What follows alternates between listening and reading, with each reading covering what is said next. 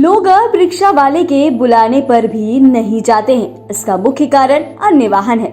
जहां रिक्शा से जाना लोगों को अधिक महंगा लग रहा है, वहीं ऑटो और ई रिक्शा से सवारी करना सस्ता हो गया है।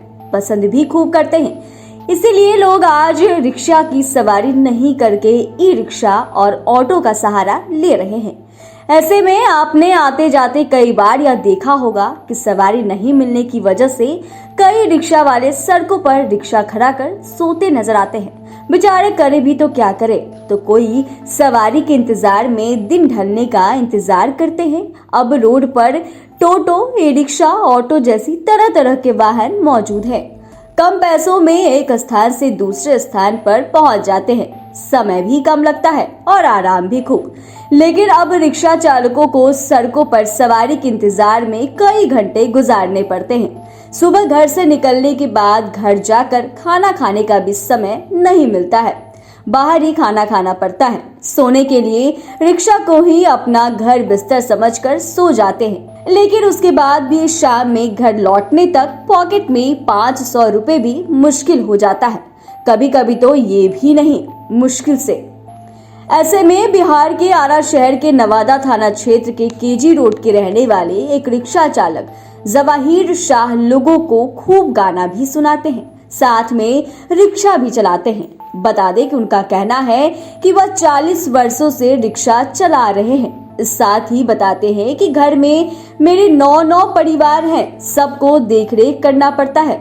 हालांकि जवाहिर मूलतः औरंगाबाद जिले के नवीनगर बडेम गांव के निवासी स्वर्गीय गंगा शाह के पुत्र हैं। जवाहिर शाह आरा में अपनी बेटी के घर पर रहकर ही रिक्शा चलाते हैं और एक बेटा भी है जो बाहर में रहकर कमाता है। जवाहिर 40 सालों से रिक्शा चला रहे हैं। रिक्शा चलाते चलाते पैरों में छाले पड़ गए हैं, लेकिन फिर भी उन छालों को देखने वाले कोई नहीं है।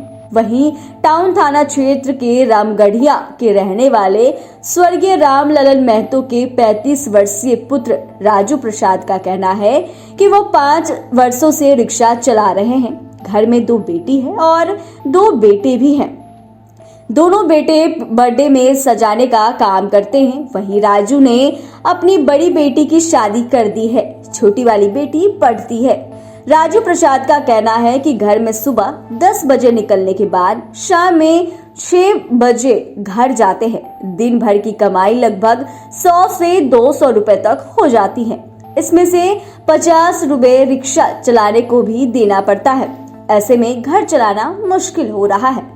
राजू प्रसाद का कहना है कि घर से सुबह 10 बजे निकलने के बाद शाम में 6 बजे घर जाते हैं। दिन भर की कमाई लगभग 100 से 200 रुपए तक हो जाती है, जिसमें से 50 रुपए रिक्शा मालिक को भी देना पड़ता है। ऐसे में घर चलाना मुश्किल हो रहा है। साथ ही उन्होंने यह भी बताया कि पहले सभी लोग रिक्शा का सहारा लेते थे, लेकिन अब ऐसा बिल्कुल भी नहीं है। अब अगर 50 रुपए किराया मांगते हैं तो लोग इतना पैसा भी देना पसंद नहीं करते हैं। मांगने पर कभी कभी तो खूब चिल्लाते भी हैं, तो कभी इतना ही ले लो तभी जाएंगे बोलते हैं, तो मजबूरी में सवारी ले जाना पड़ता है। ऐसे में हम करे भी तो क्या करें। राजू ने बताया कि जब लॉकडाउन लग गई थी तो प्रधानमंत्री द्वारा मिल रहे मुफ्त अनाज की वजह से ही जिंदगी जी पाए हैं। वहीं इस बार इतिहास में पहली बार दिल्ली में गणतंत्र दिवस 2023 की परेड में रिक्शा चालकों को पहली पंक्ति में बैठने का मौका मिला। इसके साथ ही सब्जी वालों के परिवार को भी मौका दिया गया है।